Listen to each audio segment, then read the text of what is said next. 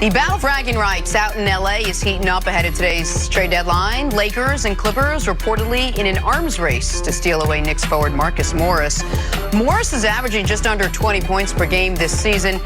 So, Mannix, which team needs that final piece a little bit more, the Lakers or the Clippers? I wouldn't say either team needs that piece. And while I do believe that Marcus Morris will go to one of those two teams, I don't know that he tilts the balance one way or the other. The Clippers, if you're looking at their weaknesses, they need somebody in that front court. They need rebounding help, and Marcus Morris really isn't that guy. The Lakers, they could use more shooting, maybe help with the point guard position. Marcus Morris really isn't that guy. But Morris, if you're the Clippers, you can't let Marcus Morris get away. You have got a contracted deal in Mo Harkless. And Mo Harkless is not playing well. Not playing. Like, not a factor. You can trade your first-round pick this year, and after that, you can't trade it till, like, we colonize Mars. Like, it's going to be forever until you can trade a first-round draft because of other deals that they've made. You've got to go out and use that capital to get Marcus Morris because he can play the 3 and the 4. He is a 40+% three-point shooter. He is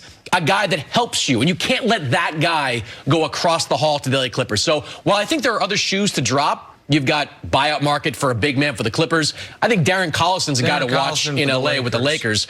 I think Morris is the guy that, to answer that question, is the guy that the Clippers can't let get away. Go ahead, Jenna. The follow-up I was going to have, though, is this. I understand the blocking move of we don't necessarily need Marcus Morris if we're the Clippers, but we don't want the Lakers to get him. Here, the reason my answer is who needs to add a piece more, it's very obvious. To me, it's the Clippers, but the piece is not Marcus Morris. The Clippers need a rim protector. You cannot beat in consecutive series the Lakers and the Bucks with Montrezl Harrell as your starting center.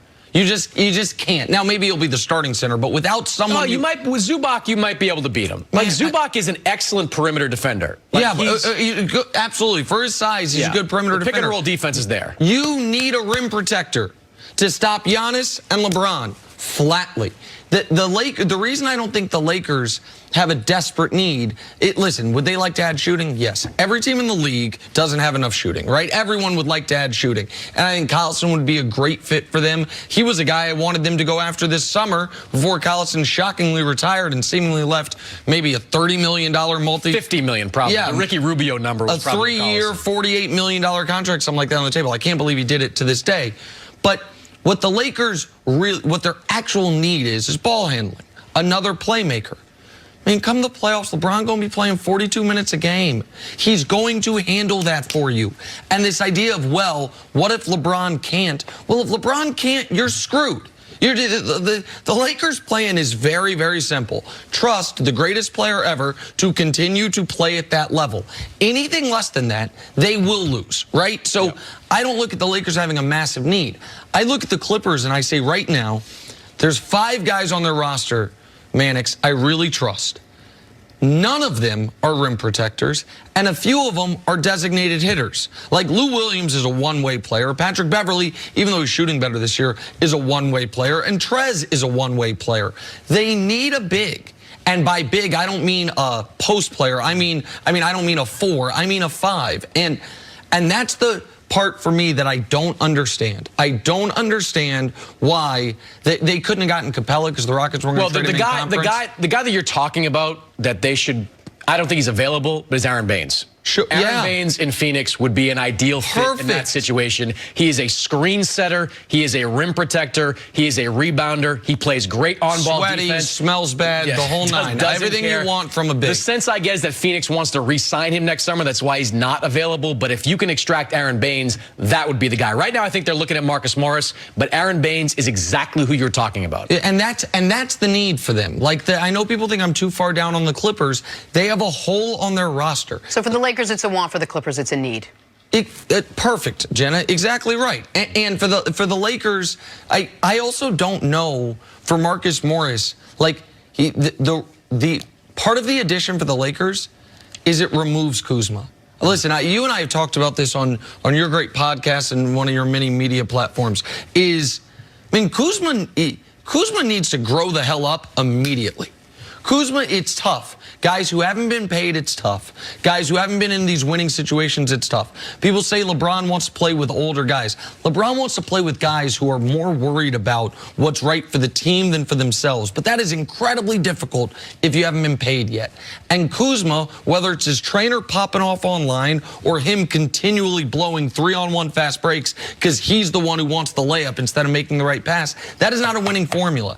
And so one day he might be ready for this. Right now, he's not exhibited that. So if you ship him out and bring in a true pro in Marcus Morris and a legitimate tough guy, I do think that helps the Lakers in a substantial way. All right, we're going to break there. Coming up, is Patrick Mahomes destined to steal away Tom Brady's GOAT title? That's the head. Offseason? I think Bill Belichick would take him back. A Brady Maybe a Garoppolo swap? one for Bill one. Belichick would take him back in a heartbeat.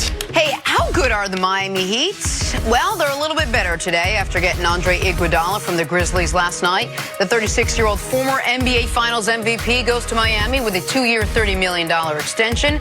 There are also reports that the trade could land Danilo Gallinari with the Heat before today's deadline. So, Nick, are the Heat legit contenders in the East after this move? Well, if this move also culminates with Gallinari, I think they are the second best team in the conference. Now, I don't think anyone in the East is going to be able to compete with Milwaukee. So define if contender is, can you make the conference finals? 100%. Absolutely. They should be able to. They're right now fourth in the standings. They should be able to tick up to that 2-3 line so they avoid Milwaukee in round 2. And things happen. Guys get hurt. Guys get tight. There are things to where you now look at Miami and say, man, Pat bleeping Riley, America. This guy had a good playing career, was far better as a head coach, Hall of Fame coaching career, and I would argue Mannix has been even better as an executive than he was as a head coach. I don't know how they just all of a sudden, seemingly with no assets, get Jimmy Butler. And now all of a sudden, they might not only get Iggy, who I thought, maybe you tell me you were hearing different things, I thought he was definitely going to one of the 2 LA teams, but now also might get Gallinari. They already go 10 deep. I don't think their starting lineup is overwhelming, but their second lineup might be as good as their starting lineup. It's just a wildly impressive job of team building and culture building by Riley and Spo. Yeah, a couple things. Throw in Andy Ellsberg, who's the GM down in Miami, who is like the cap master and made all this stuff work. Has the job I want. In the what we know department, right? We know that Iguodala is headed to Miami. He helps. Jimmy Butler has been taxed a lot this season. Iguodala is the kind of guy that defensively he's going to be able to step in and guard 2s and 3s and be that type of player, taking some of the pressure off some of the other guys on the roster. So assuming that he can get back into game shape, which, by the way, I'd still like to see at this point. He's been off since last June. Let's see how long it takes him to get back into shape. But assuming he can get back into game shape, that's a significant upgrade. They are not on Milwaukee's level, though, to your point, unless they add Gallinari. Gallinari's terrific. He is a 20-point-per-game scorer who can shoot the 3, who can score various ways. He takes pressure offensively off of Jimmy Butler. Now, I've heard mixed things in the last 12 hours about whether or not that deal goes through. The Thunder are notoriously tough to deal with, but they are motivated to deal Gallinari, who is not part of their long-term future. So if they get Gallinari, I think they can compete with Milwaukee. Really? Yes. Okay, that's what I was going to follow up on. So you think that if they get Gallinari, that they could, let's just assume full health for both sides, that could be a series that we're seeing a game 6 of, and you don't know what's going to happen? Yeah, I think you could see a game 6. I just think Bam Adebayo is great, a defensive player. Eric Spoelstra, excellent coach. He'll find different ways to kind of attack Giannis, maybe force him to be a perimeter shooter. And what worries me about Milwaukee, and when you talk to people in the Bucks organization, it worries them too, Eric Bledsoe.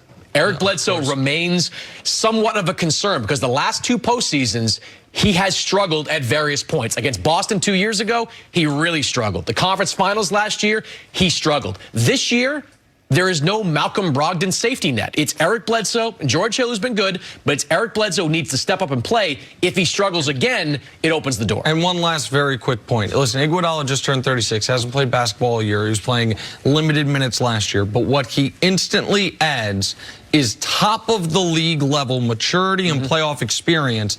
And as good as this Heat team has been in the regular season, they haven't been very good on the road, which I think speaks to the lack of maturity. And once the postseason comes along, Kendrick Dunn, Duncan Robinson, Tyler Hero have never played a big game in their a real big game in their respective careers. Iggy will take some of the pressure off them in that regard. No matter what happens over the next 12 hours, the big winner at the trade deadline is Andre Iguodala. He played golf for 6 months and now has a 2-year, $30 million got an extension. That's what I'm saying. Got to Miami, no state tax, an extension. Unbelievable. Life is good for Iggy right now. All right, it's time.